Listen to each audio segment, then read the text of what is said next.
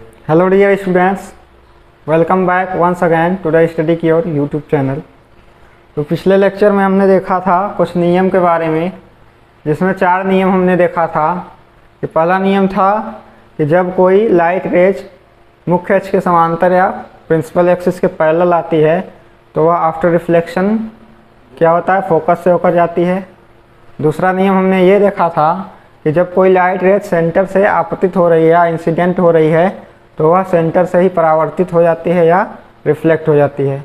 तीसरा नियम हमने फर्स्ट का अपोजिट देखा था कि जब कोई लाइट रेज फोकस से होकर आपतित होती है या इंसिडेंट होती है तो वह आफ्टर रिफ्लेक्शन क्या होता है, मुख्य अक्ष के समांतर या पैरेलल हो जाता है, यानी प्रिंसिपल एक्सिस के पैरेलल हो जाता है। और चौथा नियम हमने ये देखा था कि जब कोई लाइट रेज पोल पर इंसिडेंस हो रही है तो पोल और प्रिंसिपल एक्सिस के बीच जितना ही एंगल बनता है उतना एंगल परावर्तन के बाद परावर्तित किरण या रिफ्लेक्टेड रेज और प्रिंसिपल एक्सिस यानी मुख्य अक्ष के बीच में बनता था। तो उन्हीं चारों नियमों का प्रयोग करते हुए आज हम देखेंगे कि अवतल दर्पण में विभिन्न प्रकार के इमेज कैसे बनेंगे। तो जो भी इमेज बनेगा वह वस्तु की स्थिति यानी दर्पण से कितनी दूरी पर है और कहाँ पर रखी गई है इस बात पर निर्भर करता है। तो the types of image from the concave mirror depends on the position of object in front of the mirror, यानी अवतल दर्पण में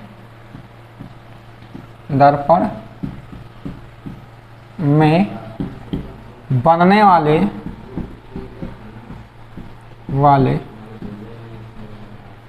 प्रतिबिंब का प्रकार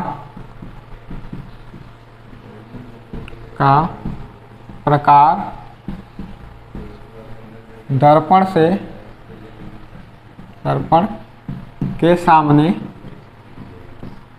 रखे वस्तु की स्थिति पर निर्भर करता है,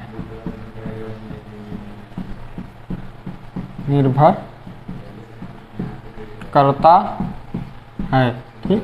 वस्तु कहाँ रखी है इस पर निर्भर करता है कि उसका इमेज का फॉर्मेशन कहाँ पर होगा, किस जगह पर होगा, ठीक।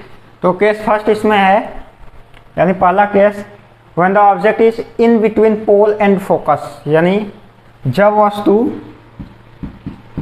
वस्तु अवतल दर्पण के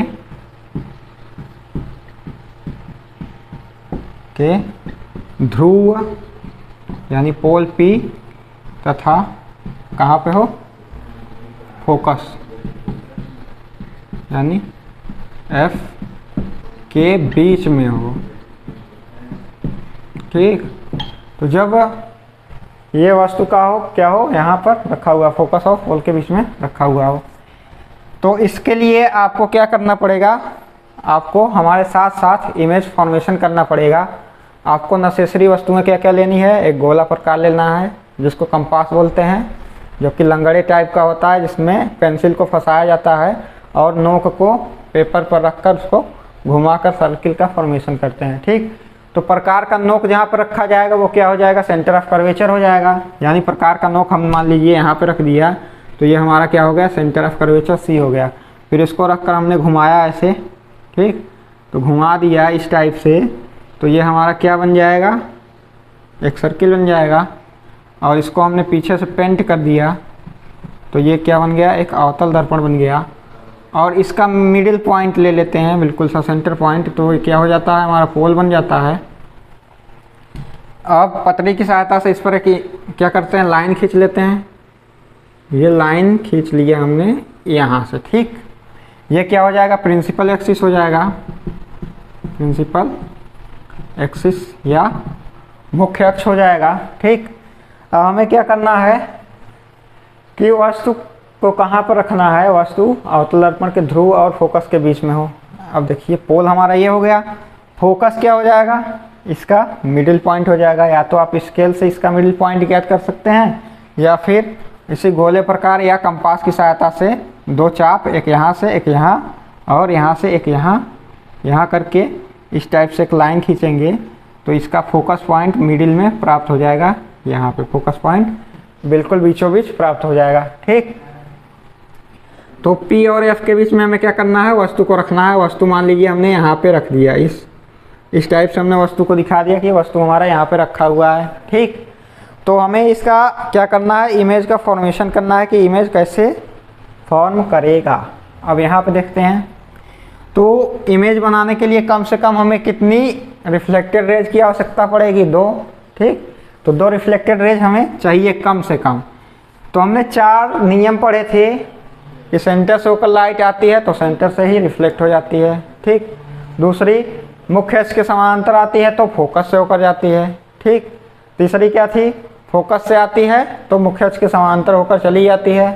चौथी, अगर पोल पर जिस एंगल से आपतित हो रही है, इंसिडेंट हो रही है, उसी एंगल से रिफ्लेक्ट हो जाएगी। ठीक, तो उसी चारों में से किसी 2 का हम यूज करेंगे। तो मान लीजिए अगर हम सेंटर से कोई लाइट रेज इंसिडेंट करें जो कि यहाँ से होकर जाती हो, तो क्या होगा, उसी सेंटर पे रिफ्लेक्ट हो जाएगा। इसका हम यूज कर लेते हैं। एक सेंटर से कोई लाइट रेज हमने क्या किया, इंसिडेंट किया। ठीक, तो वह क्या हुआ, सेंटर से ही वापस आ जाएगी। सेंटर से क्या किया हमने, इंसिडेंट किया और सेंटर से ही रिफ्लेक्ट हो गया। ठीक, इस टाइप से सीधा पटरी की सहायता से आप सीधा बनाएंगे। हो सकता है यहाँ पे टेढ़ा हो गया हो। ठीक, इस टाइप से एक तो ये लाइट रेज हो गई। दूसरी क्या होती है, अगर फोकस से होकर आती है लाइट रेज तो प्रिंसिपल एक्सिस के समांतर आ जाती है, वापस चली जाती है। तो फोकस से यहाँ पे आ सकती है क्या लाइन, तो यहाँ आना तो मुश्किल है, पीछे की ओर लाइन कभी भी नहीं ले जाते हैं। ठीक, तो फोकस से ले जाना मुश्किल है। तो पहले वाले नियम का उपयोग करते हैं कि जब मुख्य अक्ष के समांतर लाइट रेज आती है तो क्या होता है, वह ये प्रिंसिपल एक्सिस के पैरेलल में हो जाती है। ठीक, तो यहाँ से कोई लाइट रेज हमने इंसिडेंट किया यहाँ पे, कैसे, प्रिंसिपल एक्सिस के क्या, पैरेलल में। तो प्रिंसिपल एक्सिस के पैरेलल में किया तो वह क्या हो जाता है, फोकस से होकर रिफ्लेक्ट हो जाता है ना। अब फोकस से इसको क्या कर दिया, रिफ्लेक्ट कर दिया। ठीक, तो फोकस से रिफ्लेक्ट हो जाएगा। जब यहाँ से इंसिडेंट हुआ तो क्या हो गया, फोकस से रिफ्लेक्ट हो गया। तो अब आप देखते हैं कि ये लाइन क्या होती है, इधर कहीं पर काट सकती है क्या, इधर काटना मुश्किल है, पीछे की ओर काटना मुश्किल है। तो आप क्या करते हैं, इसको आगे बढ़ा देते हैं हल्का सा। अब दर्पण के अंदर तो हम लाइन बढ़ा नहीं सकते। ठीक, इसलिए इसको डॉटेड दिखाया जाता है। ठीक, तो जब हम इसको पीछे की ओर बढ़ा देते हैं तो पीछे पे एक पॉइंट ऐसा आता है जहाँ पे ये रिफ्लेक्टेड रेज क्या होती हैं, मिल जाती हैं। तो इसीलिए रिफ्लेक्टेड रेज के क्या कहते हैं, कटान बिंदु को या इंटरसेक्ट पॉइंट को क्या बोलते हैं, इमेज बोलते हैं। तो यहाँ पे इमेज बन गया, इमेज का फॉर्मेशन हो गया। ठीक, तो आप यहाँ पे क्या देख रहे हैं कि जो हमारा ऑब्जेक्ट था बिल्कुल उसी टाइप का यहाँ पर इमेज बना है। ठीक, यानी ये जिस दिशा में इसका सिर था उसी दिशा में इसका भी सिर है, यानी सीधा बना है या इरेक्ट बना है। ठीक, दूसरी चीज़ क्या है, दर्पण के पीछे बनी है, ये मिरर है, मिरर का सामना ये है, सामने वस्तु रखी हुई है और इसका इमेज कहाँ बन रहा है, पीछे बन रहा है। पीछे बन रहा है यानी कि वर्चुअल बन रहा है, आभासी बन रहा है, क्योंकि पीछे हम दर्पण के स्क्रीन नहीं लगा सकते हैं, दर्पण के अंदर घुसकर कोई पर्दा लगाना असंभव है। ठीक, तो ये क्या हो गया, इरेक्ट हो गया, सीधा हो गया, और क्या हो गया, वर्चुअल हो गया, आभासी हो गया, और कहाँ बन गया, दर्पण के पीछे बन गया। तीसरी बात क्या हुई, यहाँ पे आप देख रहे हैं कि इमेज तो इतना बड़ा सा है, लेकिन ऑब्जेक्ट इतना बड़ा सा है जबकि इमेज इतना बड़ा हो गया है। ठीक, बढ़ गया है। तो इमेज क्या हो गया, मैग्नीफाइड हो गया है, यानी इसको बोलते हैं आवर्धित होना या बड़ा हो जाना। ठीक, तो इमेज क्या है, ऑब्जेक्ट से बड़ी हो गई है या आवर्धित हो गई है। तो यहाँ से कंक्लूजन क्या बनेगा, इमेज की स्थिति पूछा जाएगा तो क्या हो जाएगा, पोजीशन ऑफ इमेज। ठीक, या प्रतिबिंब की स्थिति क्या हो जाएगी,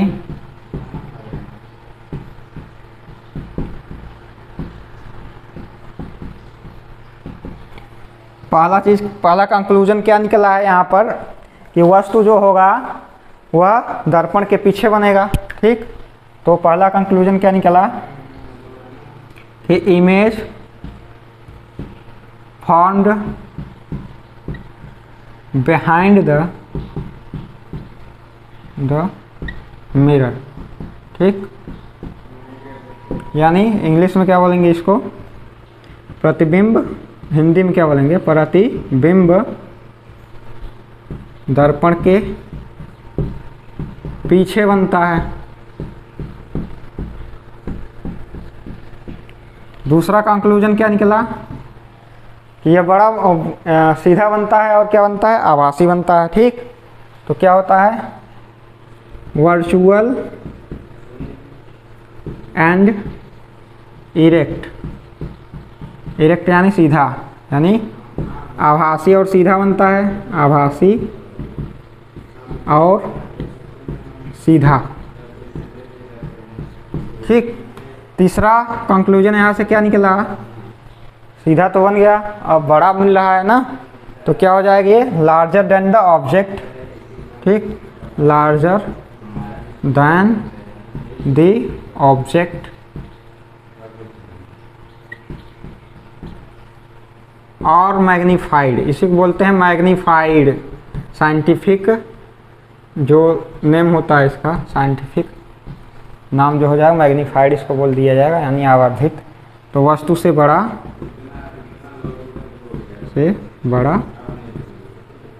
या आवर्धित इसे बोलते हैं, आवर्धित।